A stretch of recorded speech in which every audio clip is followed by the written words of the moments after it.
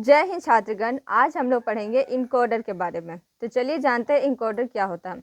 N encoder is a digital circuit that perform the inverse operation of a decoder. Encoder एक digital circuit का होता है जो perform करता है इनवर्स ऑपरेशन ऑफ डिकोडर का। Hence the opposite of the decoding process is called encoding.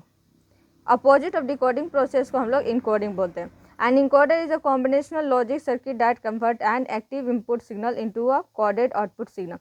An encoder एक combinational logic circuit होता है। combinational logic circuit मतलब that circuit whose output is depend on present input values, जो convert करता है an active input signal को coded output signal में। coded किस coded में? binary coded में, ठीक है। It has n input line, only one which is active at any time and m output lines.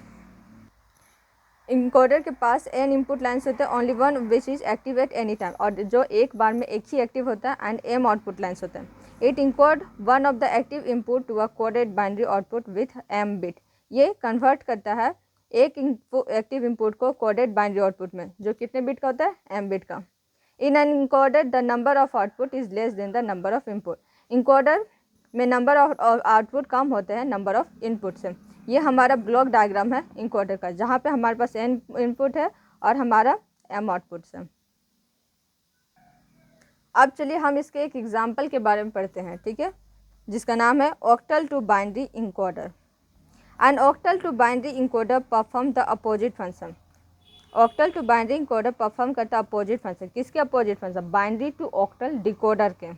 It accept 8 input and produce 3 bit output code corresponding to the activated input। ये accept करता है 8 input और produce करता है 3 bit output code. अब चलिए हम लोग देखते हैं truth table of octal to binary encoder का, ठीक है। इसमें हमारे पास 8 इनपुट होते हैं, जिनका नाम है 0, 1, 2, 3, 4, 5, 6, 7, और हमारे पास 3 आउटपुट होता है B2, B1, B0। इनकोडर का क्या काम होता है? एंड एक्टिव इनपुट को कोडेड बाइनरी आउटपुट में चेंज करना, ठीक है। तो देखिए 0 हमारा इनपुट है, इसको हम लोग बाइनरी में क्या लिखेंगे? 0, 0, 0 लिखेंगे। 1 हमारा इनपुट है, इसको बाइनरी में क्या लिखें? 0, 0, 1 लिखेंगे। 2 अगर हमारा इनपुट है तो इसको बाइनरी में क्या लिखेंगे? 0, 1, 0। अगर 3 हमारा इनपुट है तो इसका आउटपुट बाइनरी में क्या लिखें? 0, 1, 1। अगर 4 हमारा इनपुट है तो इसको बाइनरी में आउटपुट में क्या लिखेंगे? 1, 0, 0। 5 अगर इनपुट है तो इसका आउटपुट क्या होगा बाइनरी फॉर्म में? 1, 0, 1। 6 अगर इनपुट है तो उसका बाइनरी आउटपुट क्या होगा? 1, 1, 0। 7 अगर हमारा इनपुट है तो इसका बाइनरी आउटपुट क्या होगा? 1, 1, 1। अब चलिए हम लोग इसका लॉजिक एक्सप्रेशन लिखते हैं, किसका?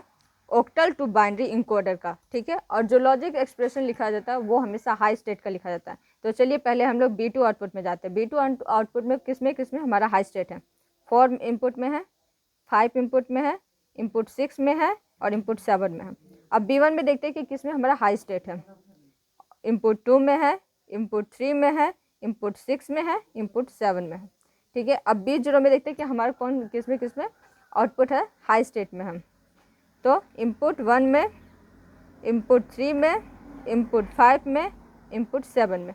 अब चलिए हम लोग इसका सर्किट डायग्राम बनाते हैं।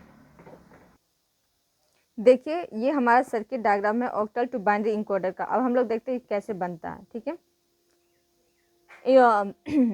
ऑक्टल टू बाइनरी इनकोडर में हमारे पास 7 इनपुट्स होते हैं और 3 आउटपुट होते हैं। तो चलिए देखते हैं इसको कैसे ड्रॉ करते हैं। हमने 7 इनपुट ले लिया। अब देखिए लॉजिक एक्सप्रेशन में B2 आउटपुट हम लोग को किस में मिलता है? 4 इनपुट, 5 इनपुट, 6 इनपुट, 7 इनपुट से।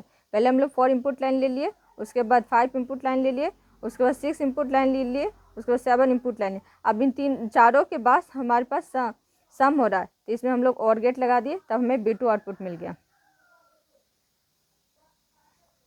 अब देखिए हमारा B1 आउटपुट कैसे मिल रहा है?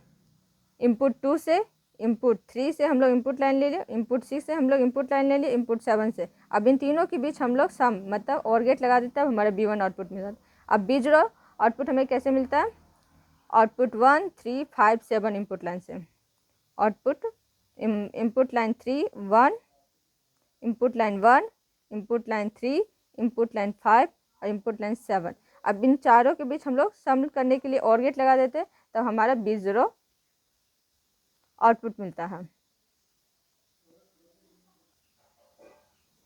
आपको हमारा वीडियो कैसा लगा कमेंट करिएगा। इसमें आपको समझने में जो भी प्रॉब्लम हुआ होगा कमेंट करिएगा, हम आपके प्रॉब्लम को सॉल्व करेंगे। धन्यवाद।